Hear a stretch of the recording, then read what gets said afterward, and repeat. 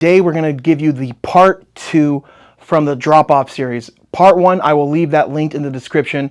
But you guys, the drop-off, just to reiterate, is when you get your photo booth, you literally just drop it off at an event. People use it, you're not there, you basically leave, you come back when they're done with it. And the iPad booth is perfect for the drop-off. I don't want to get into detail because I've already covered this in part 1, because the iPad booth is simple and easy to set up and you don't have to worry about a bunch of moving parts. So let's just get right into this. This part 2, I'm literally going to walk you guys through step by step what you have to do when dropping off a photo booth. It's totally different than a booth where you would have to be there. It's different from a 360 setup. It's different from when you're offering prints because you have to stay there. So there are things you must do. So first step, communication. Make sure that you've communicated with your customer by this time, the day of your event. You guys should both know what time you're coming to show up. There should definitely be someone there to show you where to set up. And for me, I like to collect cash sometimes from the customers if they're willing to pay in cash, but they have to pay before we start setting up. Not negotiable, right? You do not want to get in a situation where they tell you they'll pay you after you set up or they'll pay you later, because you don't want to have to hound and bug someone just to get your money, right? If you wait until the end of the event when you pick it up, half the time they're drunk. Sometimes they're not even there. And then you have an issue. Then you have to start worrying about like, okay, are they going to pay me? And just, you don't want to get into that, right? I highly suggest 2 hours before your event, contact the person that's supposed to be there to show you where to set up and all that. Let them know, hey, this is my ETA. I know we agreed, just checking in. They'll tell you, okay, I'll be there, or they'll tell you, you know what, I won't be there. Then that's when you have an issue, right? That's when you have to kind of say, well, what time are you going to be there? And that's case by case, but most of the time they are aware, but you don't want to get into a situation to where you show up and they're not there. It's better to know the exact time before heading out. By this point, you show up to the event. Do not take your equipment out first. I highly suggest you just park, meet the person, let them show you where you're setting up. And this is really important. It must be indoors, or if it's outdoors, it must be covered, right? There must be a big tent or a deck. You do not want to leave your photo booth out in the sun. I promise you, it will get destroyed. It doesn't matter if it's an iPad booth or any type of electronics, you guys, it'll get fried.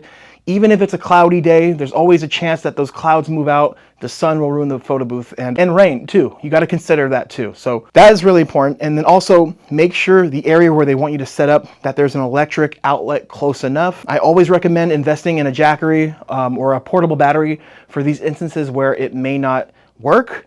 But, you know, if you don't have a Jackery and you're relying on a plug, you know, there's sometimes where they may put you in the backyard or put you in an area where the closest outlet's 100 yards away. Trust me, it happens. You don't want to be in that situation. So make sure there's power, make sure you have cover. That's the first thing you have to do. Now you've established, you got paid already, you know where to set up. Now you want to unload. I highly recommend you find the closest way to bring your equipment. Put your hazards on. If it's in a house, you know, ask if you can park in the front. Just let them know that you'll unload, and then you'll come back and then move your car and then set everything up. But the first thing you have to do, right, when it comes to setting up, first thing is to make sure your photo booth is up. So I don't care if you have a backdrop, props, you know, anything like that, your photo booth setup should be the first thing, because it's the most important thing, right? If you run into an issue, right, setting up your photo booth, at least you have more time to work on that, right? The backdrop, that's gonna work. The props, those are gonna work. But your photo booth, you may have issues. It could be an electricity thing. You know, maybe the outlet they have you next to doesn't work. You know, that gives you time to fix that. Or if your iPad's not updated, or if it's not working, you have time to fix that. So first do your photo booth. After that's set up, props, backdrop, all that extra stuff. Really, really important to remember too is keep your iPad settings. You know, if you're using LumaBooth or other softwares, set it to automatic, right? I'm talking about camera settings. You don't want to leave it manually, because if you have it outside or in a venue, they change the lighting, your camera settings are going to stay the same and your image is going to end up being overexposed or underexposed. Automatic will take that into factor. So let's just say this booth is on right now. It's on automatic. They turn the lights off. The camera will adjust. Very, very important. Do not make the mistake of having it in manual. Now that you've turned it on, you want to test the booth. You want to make sure the internet's working. You want to make sure you're getting your text messages, your emails. Very important to remember too is once you set everything up, the thing you have to do next is let the person that hired you or the person that is there for you, show them the photo booth really quick. Just show them how to use it.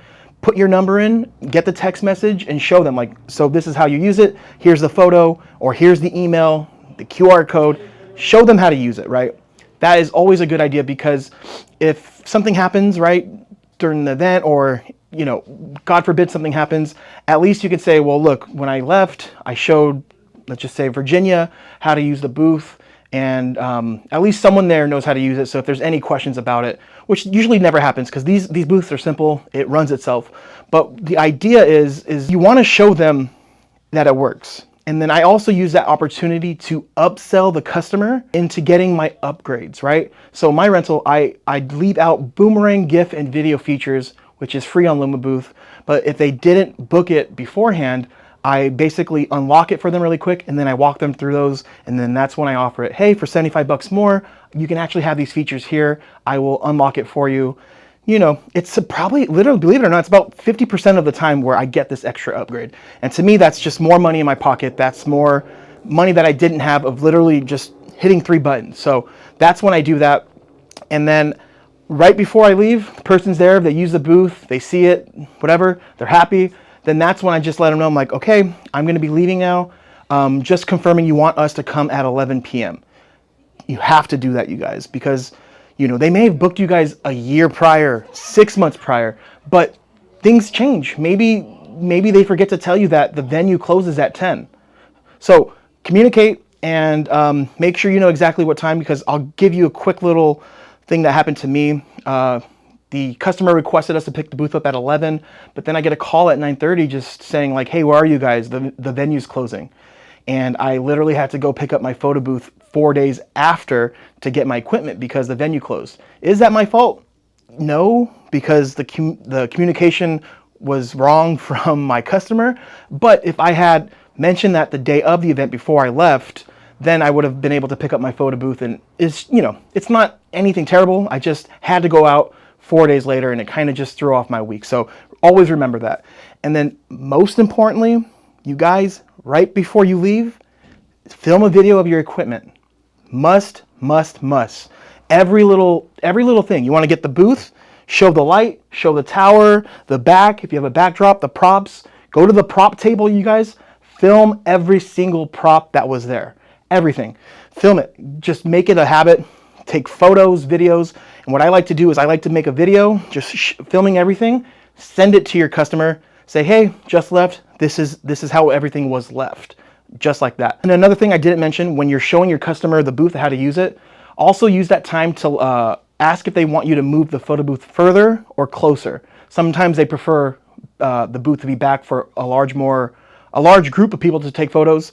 But I always express to them the closer the better because of the light. And then also, to me personally, it makes for a better photo. So make sure you remember that. Now, once you leave your booth, when you come to pick it up, same thing. First thing you need to do before you touch anything, take your phone out, film every little piece of your equipment, especially the prop table. That way you have a comparison of the condition where you left it and then the condition when you picked it up. And also send that to the customer. You know, if they're not there, they don't even really need to be there when you come to pick it up. Just send it to them. Just, you know, say, hey, just sending you this video. We're here picking up everything. And then let's just say the day after you bring your equipment home, you notice something is damaged. Look at the video you did when you showed up. That way you know that it was left in that condition, and then you can compare it to the video when you picked it up. So why does that matter? Well, if you need to get money for these repairs, let's just say there was a crack in your ring light that wasn't there, you can show those videos to your customer, they already have it, and just say, hey, this damage happened, it's gonna cost this much to fix it, as stated in our contract, and you should have a contract. That's pretty much it, you guys. I hope you enjoyed this video. If you are interested in starting your own photo booth business, we do have photo booths for sale. Photo Booth 101, my company, we are based out of LA County. We're in La Puente. That's about 20 minutes from downtown LA. But we also do ship booths nationwide. www.photobooth101.com. We have sample contracts. One of those contracts is more towards the drop-off, and then the other one is more a traditional contract, and sample booking forms, template forms, and access to our private group chat.